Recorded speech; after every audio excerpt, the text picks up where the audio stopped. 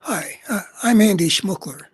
I have had an interesting experience recently, which makes me wonder about what people are thinking. Uh, I would think that if it could be shown that there was something reasonable to call a force of evil, uh, that that was real, that was important, and actually was a discernible force uh, at the center of the human drama in our world and through human history. I would think that if such a thing could be shown, that people would want to understand that. It's an age-old question also about what is the source of evil? Where did it come from? I mean, people have wrestled with that one for a long time. I would think that if it were to be could be shown that uh, the step onto the path of civilization, which our species took 10, 12,000 years ago, which is unprecedented in the history of life, which went back billions of years, that it could be shown that there would emerge a force um, that would act in ways in the world that were consistent with what the way evil has been traditionally understood. That if you define evil as I do, as a coherent force that consistently works to make the human world more broken or make the human world worse, then I say I can show it. Um, I can show that it is real. There is such a thing as a coherent force. It's a little vague about how to see it, but I say you can see it the way you can see the wind in the swaying of the trees and the flapping of the clothes on the line. But anyway, I made a couple of videos recently and posted them publicly and got some decent attention to the written stuff and to the video. Um, but almost no engagement with the central thing I was trying to convey, which is that there is a force of evil that's real, important, and important, and that can be shown. And nobody engaged that. I mean, I think of the question of evil as being sort of like one of them big league questions that people have been asking for centuries and centuries. And I'm kind of excited. I feel like if there were a contest fairly judged about how are we going to understand this thing called evil, I would be happy to enter a contest. And as far as I'm concerned, based on my studying what other people have had to say uh, over the centuries and recent generations, I feel okay about my chances. I think as a trained social scientist, I think I've theorist of history or whatever, I think I'm able to show something. But anyway, it was striking to me that I put out these things. The first one was just to show that there is such a coherent force that consistently works and that it is playing a central role in the drama. Then in the second one, use the idea at the core of that book to show that stepping onto the path of civilization would inevitably have unleashed a destructive force of that kind. You don't have to call it a force of evil, but I like calling it a force of evil. It gets to me what it is that we see. For example, when we look at what this uh, what this force has taken over America recently has been doing. It consistently works to make things worse. I mean, can you think of anything it's done that makes things better? And it certainly has had a big impact, from destroying the federal government bit by bit to trampling on the constitutional system of checks and balances, to switching sides to the dictator who shattered the peace that generations have worked so hard in Europe to build up. That's a coherent force that consistently works to make things worse. But there are other ways of showing the coherence of it too. And I maintain that it's important to see the existence of this force for a variety of reasons. First of all, it took me a while to see it as clearly as I have after 30 years of working at it. But I was able to see the threat of fascism coming in America way back in the 90s and full time since 2004. And basically, the battle in America over the past generation has been increasingly best understood as a battle between good and evil. And I've operationalized what I mean by good and what I mean by evil. I haven't thought all of it through, but it pretty much holds water. The good has to do with the nature of the experience of all those creatures who, for whom there are a better and a worse when it comes to experience. And that's a whole other dimension of the thing. I built is not in that business about the force of evil, but that value emerges through the evolutionary process. So this is a very integrated thing. And I tried to put out this one big piece because really what we're up against with this thing that's taken over the Republican Party, that's being led by Donald Trump, that now controls the Supreme Court to an alarming degree. It's just a really bad time. And it's a bad time in part because people with a secular worldview, which is, I think, to my impression, in the Democratic Party world, the secular worldview predominates. And there was no category for understanding the possibility of there being some kind of force of evil that needed to be seen for what it was and fought for what it was. But what I claim is that I can show in an evolutionary perspective, nothing supernatural, but in terms of systemic dynamics, we can see a coherent force that it's reasonable to call evil, and it is at the center of our drama, and it needs to be fought. I mean, that is apparently the fate of a civilization-creating creature. My life's work, which I'm calling A Better Human Story, claims to kind of prove that the ugliness we see in human history is not human nature writ large. It's the result of a systemic dynamic that was an inevitable consequence of taking an unprecedented step out of the niche in which we evolved biologically. The rise of civilization inevitably created a destructive force. And anywhere else in the cosmos, and I expect that there are a lot of other such places, which, because of the just absolutely huge number of planets that they now say are out there, however rare Earth is, there must be others. Anyway, life would have evolved, and other creatures would have eventually gotten smart enough, like we did, to start inventing their own way of life. It would have happened, and inevitably there would arise a force of evil. And inevitably, at the center of that creature's drama, there would be something that would be reasonable to perceive in terms of the battle between good and evil.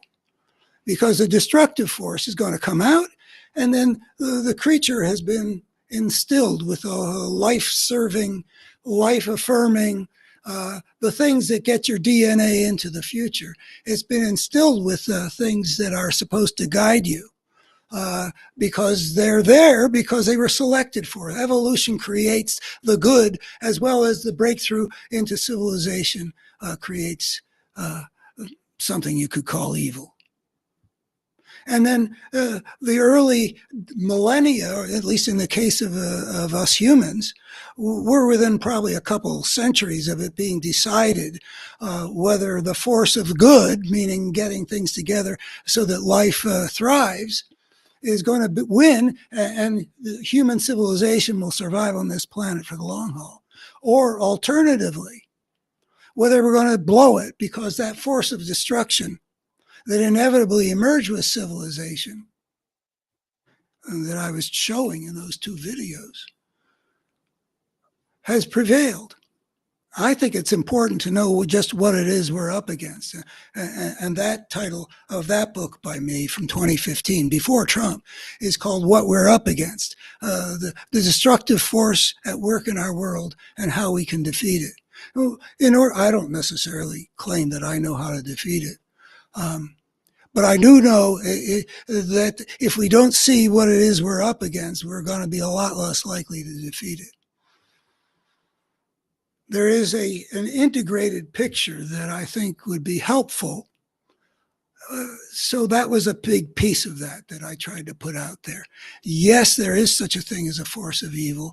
The people in the secular worldview missed it because they didn't have a concept for it. Well, here's an intellectually responsible way of developing a map of, just how it is out there as among the forces that emerge when our species took that step, extricating ourselves from the niche in which we evolved biologically.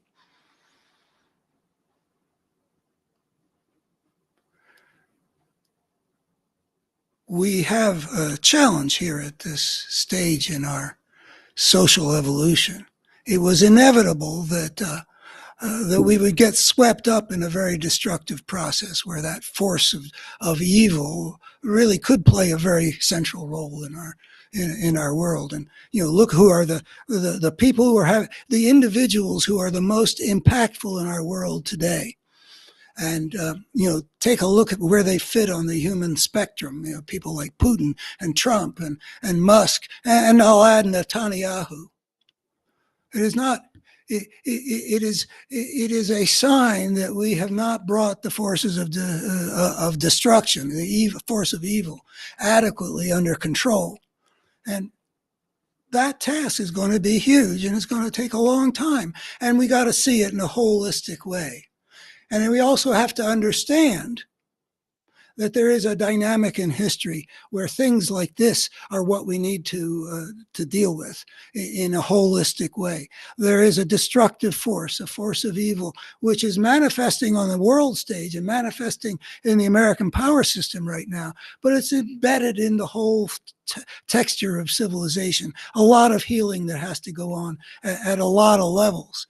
But there's also at that core, that battle that we've got about, will we order our civilization well enough and soon enough to survive for the long haul? Or will we fail at that task, or not even recognizing that is our task, and end up destroying ourselves in a nuclear holocaust that somebody like Putin or Xi or Trump or whatever launches at some time out of some context, because we haven't brought our problems under sufficient control, because the destructive force is still having too much impact in our lives and in shaping our world. That's the task we've got. I don't think we have a whole lot of time to do it. And similarly with destroying ourselves, the whole nuclear holocaust is only one way we might do it. The other one is through something like climate change, and perhaps even climate change. How terrible might the impact be of what we're doing to the climate, and of our failure over the last many years to take adequate action to prevent that?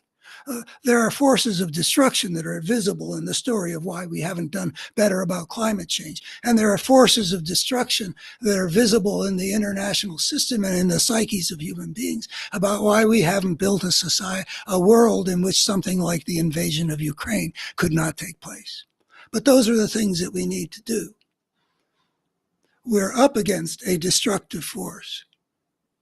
And the fact that people didn't particularly seem interested. I mean, it's not like anybody said, well, you say you've solved the problem of evil. You say you've shown, but no, you didn't do either one of those things.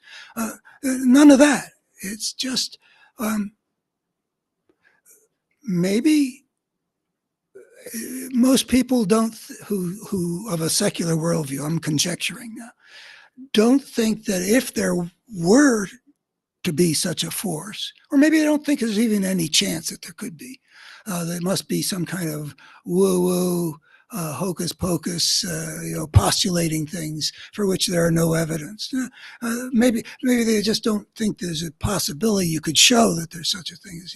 Maybe the worldview is so much in pieces that the idea of there being some big coherent force rather than just all kind of one thing happening after another. Maybe it just doesn't compute in their sense of how much order is there in the world that you could point to. I don't mean by order that things are well ordered. I mean anarchy is an order in the sense I mean it. I believe that it's really important to see things whole.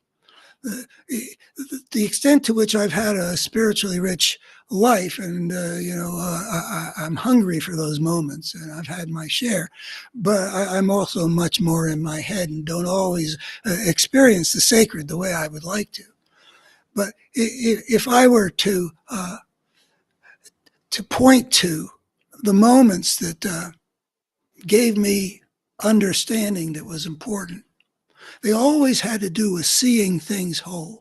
That it isn't just one damn thing after another. Though there are chaotic aspects to our world, but not chaotic in the sense that if you look closely enough, long enough, you can see that there are structures involved, there are forces involved, and there are so many interconnections between causes and effects that you really can illuminate the human drama in a variety of ways, one of which is that at the heart of the human drama, there is ongoing, since the rise of civilization, a battle between something reasonable to be called a force of the good and something reasonable to be called a force of evil. That is the essence of the battle we're engaged in, because that is the essence of the battle for life versus death and fulfillment versus misery. It all aligns. And seeing things whole,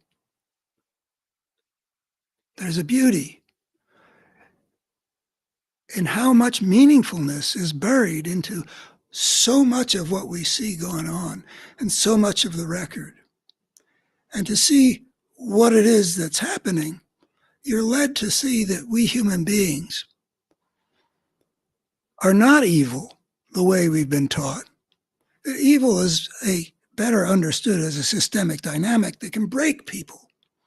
And people can become a channel of evil. I mean, Donald Trump is broken in almost along every dimension, and he's very good at fomenting destructiveness across the world, from the impact on Moscow and Ukraine to the impact on the American government to the impact on world markets with his tariff wars. It's just, he's a genius at destroying.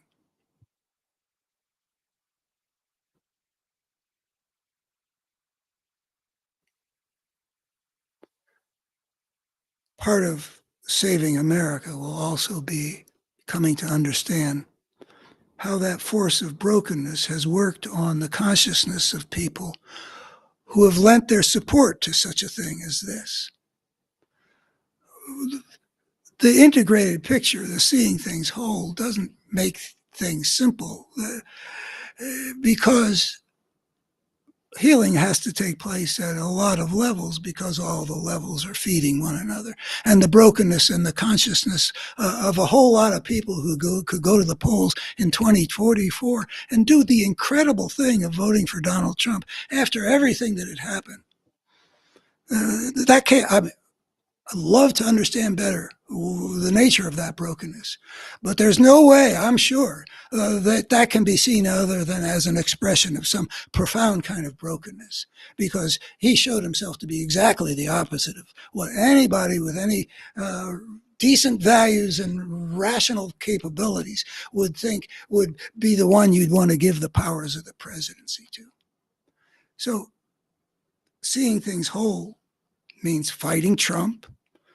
It means fighting for democracy to survive in Western Europe. It means fighting to make Putin a failure.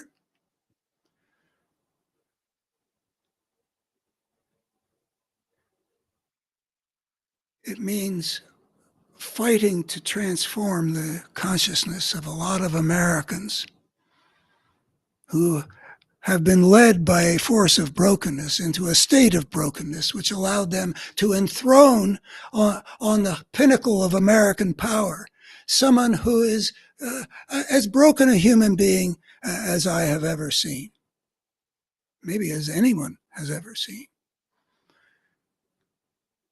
I liked a line that I heard from somebody who was interviewed on TV, I think it was. He said, I'd vote for Biden. This is before Biden withdrew. I'd vote for Biden even if he were dead. It's crystal clear. It couldn't be clearer that one should vote for a name out of the phone book, potentially not wonderful, rather than vote for Trump, which was certainly a catastrophic possibility for him to become president after all the lies he's told, after the insurrection, to be able to see that there is a force of brokenness of which Trump is a manifestation, and an American electorate that would choose him after all that is also a manifestation, and of which Elon Musk, you might say, though he's a person I really would like to be instructed on how to understand, because I don't understand him.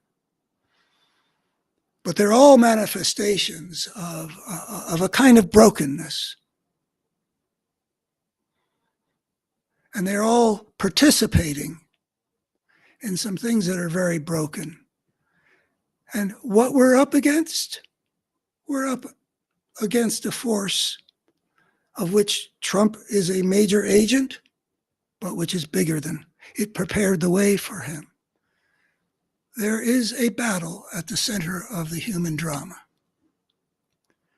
It can be looked at meaningfully in social, scientific, and evolutionary terms in a way that, and philosophic, that computes to reasonable to call a battle between good and evil.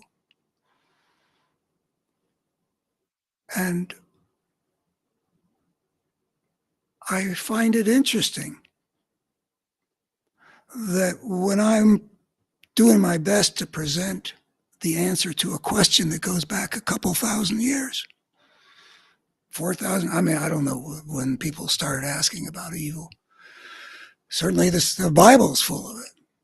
That goes back, 2,700 years? Depending on what you want to count from.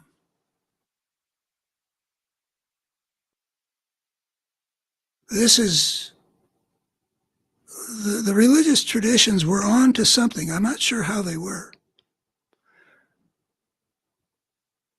But in the human world, there is in fact some kind of a dynamic that led generations of people in the origins of our religious traditions, to try to depict it often in supernatural terms. I don't know if, I don't see it as having supernatural terms. In the evolutionary perspective, it follows from what creates life, and it follows from what happens to the world of life on Earth when a creature takes this unprecedented step.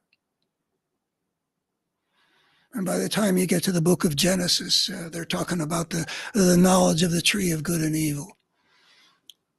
What I feel able to offer is a way of understanding that there is some such drama going on that can be understood as sort of an inevitable part of the logic of the whole systemic development of life and then of civilization. And I believe that the deeper we are tuned in to the sacredness of the good and to the need to defeat the evil, the more able we will be to triumph in that battle. So it concerns me that I can't seem to find the way to get people to say, hey, there is such a force. That's a big deal. Isn't it a big deal if there were such a force? Wouldn't it matter to see that what we're up against is some coherent thing that sometimes takes over something like a nation or sometimes take over a political party, but that exists sort of running through the dynamics of cause and effect throughout the history of civilization? And then sometimes you come to a showdown in history where certain actors are up, and we are on that battlefield right now in spades. So I think it's important to see what we're up against. Moreover, I believe that in terms of fighting and winning that battle, casting the thing in those terms, not necessarily using those words like evil, but this is how I see it. The American people have been trained to have passions of when good and evil fight. We've got a huge bank of movies, including our biggest blockbusters like Star Wars and Lord of the Rings and Avalon. That are basically battles between good and evil. And we have been trained to have passion about that. So I think that the way to fight this thing is to tap into those passions by showing what's really true about what's taken over the Republican Party. A coherent force that consistently works to make things more broken in the human world. For people to see the ugliness and withdraw their support, that's an important part of how to fight this thing, in addition to things like taking him to court when he takes illegal actions, when he just barely finished taking the oath to see that the law is faithfully enforced. Brokenness all the way down with this guy.